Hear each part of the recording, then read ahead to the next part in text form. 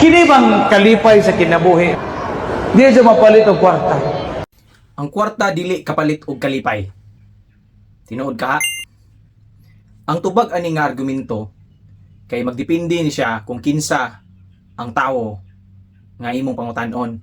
Case to case basis ni siya tungod kay matag usa ka tawo naa may lahi-lahi mga needs ug wants. Duha ka klaseng tawo ra ang posible mosulti ani. Una, katong tawo nga wala nagaproblema og kwarta. Ikaduha, katong tawo nga nawad-an na gana sa kinabuhi. Kaning mga kwartahan nga tawo nga moingon ani, money cannot buy happiness. Muning mga tawhana nga miabot na sila sa point sa ilang kinabuhi nga na-realize nila nga dili di ay tanan kayang paliton og kwarta. Bisan pa gani ang kalipay, which is intangible thing. Niabot na sila sa punto nila tungod kay wala na sila ka problema og kwarta, nakaon na nilang gusto nilang kaunon, mapalit na nilang kaya nilang paliton, naadtuan na nilang lugar na gusto nilang adtuon, mura sila nabati nila nga na-board sila, kay niabot na sila sa point sa ilang kinabuhi, nga naanap sila bag-ong problema. Di gid mahutdan og problema ang tawo no. Kakaingon sila. Matay. Ko nalipay? Ikaduha na tong isgutan. Kay kaning mga tawo nga nawad-an naggana. Kaning mga tawhana moingon ni sila nga bahala gugway kwarta, ang importante malipayon. Kana nga klase nga prinsipyo nga para i-comfort ang ilang kaugalingon, para i-validate ang ilang sitwasyon, pampalubag loob, moingon na lang sila nga bahala gud gulay kwarta. Ang importante malipayon. Pero honest nga pagkasulti, real talk lang.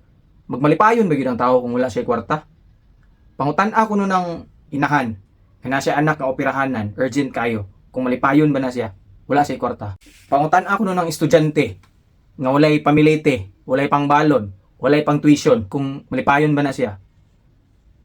Sa honest ug tinuod nga pagkasulti, ang kwarta, konektado gyud na siya sa atong kinabuhi ug makaapekto gyud na siya sa ato ang kalipay. Magmalipayon di ay kuno ka. Perte nimong gutoma, gitasi na ka. Wala kay pangpalit pagkaon. Magmalipayon di kuno ka. Na kay TV, sige na kang ubo-ubo. Dili ka kapalit og tambal pampaundang sa imong ubo. Malipayon di kuno na. Iligro kaayo ni nga mindset igsoon. Kung apiki pa ka sa kinabuhi pero muuna ni ang imong unahuna. Kay ngano man musamot ka kapobre ani. Tungod kay kani nga mindset, dili na siya applicable sa tanang tao. Mindset is everything ra ba? Money cannot buy happiness is not entirely true para sa tanang tao. Angay nimong masabtan nga kung ang kwarta dili makapalit og kalipay, nya ang kapobrehon dili man siya makapalit og kalipay. Pili lang ka ana kung asa imuha.